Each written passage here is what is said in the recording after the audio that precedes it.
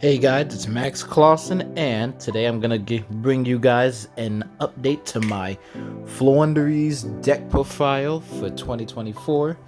I know it's been a little bit since I've posted an update to this deck, and that's honestly because I've really been enjoying playing all my other ones, like my Blue Eyes, Branded, Virtual World, and those are still getting updates as well, so be on the lookout for those, as well as some other stuff that's just, pretty fun decks to play. But took this to locals. I felt like because in all honesty, guys, Floowandereeze is probably one of your best decks to be picking to combat the meta at this time, because it just kind of kills Fire King should they not have good stuff. It just really doesn't care about what a lot of other decks are doing right now, just because we still have the crazy god card shifter. And just throwing out a little rant for those who are still saying, ugh, Floowandereeze, I gotta fight this dumb deck. Like, guys, get off their back. Like, good God, it's been long enough. Like, we have so many other problems. We have pricing problems going on in Yu-Gi-Oh right now. So the fact you still complain about this deck is wild to me, because only because we have one card, and once that one card gets banned or limited, this deck's power level goes down significantly. So as long as we have it, we're gonna play it. As long as you all have other stuff like putting up 5 negate boards, like, shut up. Just honestly, that's all. That's for all of my Floowandereeze brothers and sisters out there. So you can get. So we're gonna go into the main extra inside. I'm gonna be showing you the whole deck because we do have some dual videos going up after this. So check out those. And now let's get into this. For the Floowandereeze cards, we're going to be starting off with 1 Snarl, the 2 Floowandereeze M-Pen, the 3 Floowandereeze Eaglin. Next up, we do have the 1 Stree. Set these up properly. We have 3 Rabina, and then 1 Toucan. This is your main core of Floowandereeze monsters, so the day that Shifter does get banned, Konami better be giving us some more Floowandereeze support cards, because this deck sorely needs it if it ever wants to stay competitively viable. So, if any Konami people are watching this somehow, give us more Floowandereeze support, because I know you guys are still biding your time till Shifter gets banned, so this deck needs more than just these 6 monsters to fight. But anyway, Floowandereeze Snarl is still a pretty good card.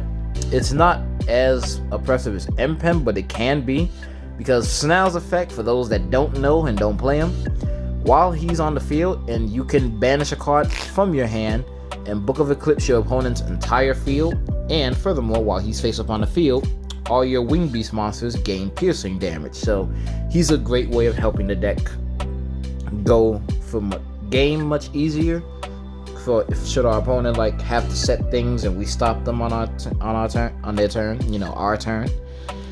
Plus, he has another effect that you can conduct 3 additional normal summons, I believe, of Wing Beast monsters. Let's all see together. You can conduct 3 more normal summons in set. So that alone makes them pretty crazy. So yeah, I do suggest you guys play Snarl, and the reason because I do have him is that I do have there is still the problem with only running M-Pen and the other 2 big birds, which we're getting to, is that it's not enough big boss monsters, essentially. Like, we get 2 M-Pen in rotation, we have the other 2, then what? Like, it's just more consistency, in my opinion, of what we need to fight. But yeah, that's why I play Snarl. M-Pen is M-Pen. He's your walking face up, lose 1 turn, essentially. Your opponent's monsters that are special summon attack cannot attempt to even activate their effects, so no activating for costs or doing any such shenanigans. And once per turn, while this card engages in battle, you can banish a card to have that opponent's attack and defense. And on summon, which is not a hard once per turn, he can search out one of your Floowandereeze spell or trap cards. Eaglin is the searcher for all our little birds, and they all share the common effect. While if their effects resolve, you get to normal summon one wing beast monster in addition to your normal summon. So should these get stopped by an Imperm or Veiler or Ash or whatever, they do just stop. We have Stree, which is our walking DD Crow for either graveyard. Rabina searches out all of our small birds, and Tokan gets us back any of our banished Floowandereeze cards.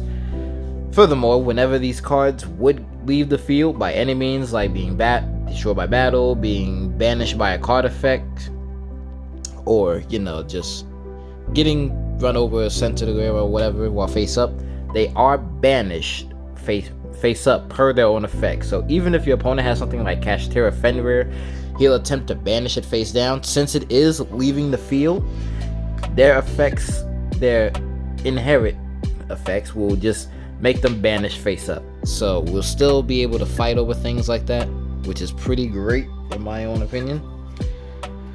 Next up for our other bird monsters we are playing is the one Ryza, the best boss monster in this deck, the one Apex Avian.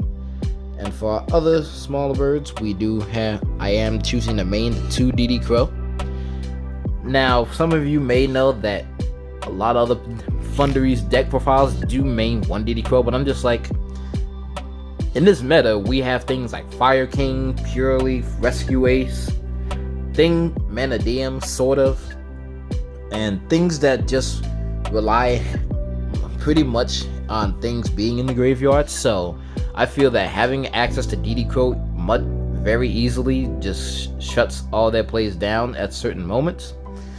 Plus, it's never a bad card because every one of these cards you see can be banished with your quick play spell to help get you into your field spell or any of your little Floowandereeze monsters, which really helps in the long term. So even if your opponent isn't playing something that really relies on the graveyard, you can just use your quick play spell to banish DD Crow, or even better, banish Snow to get it back with Token later. And you'll see in my replays of my locals that having the quick play spell did really help save me at one point. So that's why I feel like all Floowandereeze players should main deck DD Crow at 2, maybe 3 if you want to be that aggro about it. But I feel 2 is fine just because you can search it at any time thanks to Rabina, and get rid of it just as well. Apex is Apex, just Omni Negate. And our biggest boss here, Ryza. There was literally one time I was dueling Kamon at locals. Spoiler, that's one of the duels. And he had a Fenrir, I had D-Shifter in the graveyard. I summoned on his turn, summoned this, sent back his Fenrir, sent back my D-Shifter, and the game was just pretty much set from there, which is pretty much why this deck is just so oppressive. Next, for the hand traps, we have to play the 3 D-Shifter. We'll play this deck and this card until it dies, and this card was literally made for things like Floowandereeze. And we playing the 3 Ash Blossom just to keep our opponent from touching their deck. Being able to recycle this card is just so insanely strong to me and just so oppressive. I do agree that it is pretty dumb. Don't get me wrong. I never feel the best when I'm fighting like one of my closest friends. Just fighting like, I'm sorry, I got the D-Shifter. And then I do have able to get into Ryza. In all honesty, guys, should you hand be like this? Have M-Pen and some other way to just get Ryza and keep going for searches, you pretty much win the game from there. And yeah, I may show a little combo, but you know what? Actually, we'll get this video to 50 likes and we'll do a combo video of this deck. That is it for the monsters, our small monster count. Next up for our spells, you gotta rock the 3 Floowandereeze Magnificent Map and the 3 Floowandereeze Advent Adventure, along with our soul copies of Unexplored Winds and the Dreaming Town. These are basically your core Floowandereeze spell and trap cards. You can activate this card's effect Reveal a level 1 Floowandereeze monster in your hand, banish a Floowandereeze card from your deck, and immediately normal summon the revealed monster, which this is your double normal summon of the deck. And when our opponent normal summons a monster, we can immediately after that normal summon 1 Floowandereeze monster from our hand. Advent of Adventure, the greatest card that this deck needed, helps dodge targeting effects on any of our birds, getting us our field spell or our Floowandereeze monster, and if that wasn't enough, giving us life points in things like time. So this is a great card. Always want to keep this in rotation if you can. The best card, Unexplored Winds, getting over things that are like towers based that say they're unaffected by a card's activated effects. This card don't care about that because you're just using some. This is pretty much Monarch Stormforth as a continuous spell. Ooh, the glare. Just you're attributing something via game mechanics, not because it's being actively affected by this card or any card in general. But you can reveal up to 2 Wing Beast monsters in your hand, put them back at the bottom of your deck, then draw that many cards. And not once per turn, when you would conduct a tribute summon of a Wing Beast monster, you can send one of your opponent's cards away as one of those tribute materials. So it doesn't matter if it's a monster, spell, or a trap, it's going by. And Dreaming Town is the card that we can use to play on our opponent's turn more properly.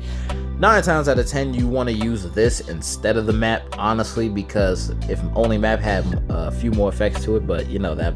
I guess that'd be asking for too much.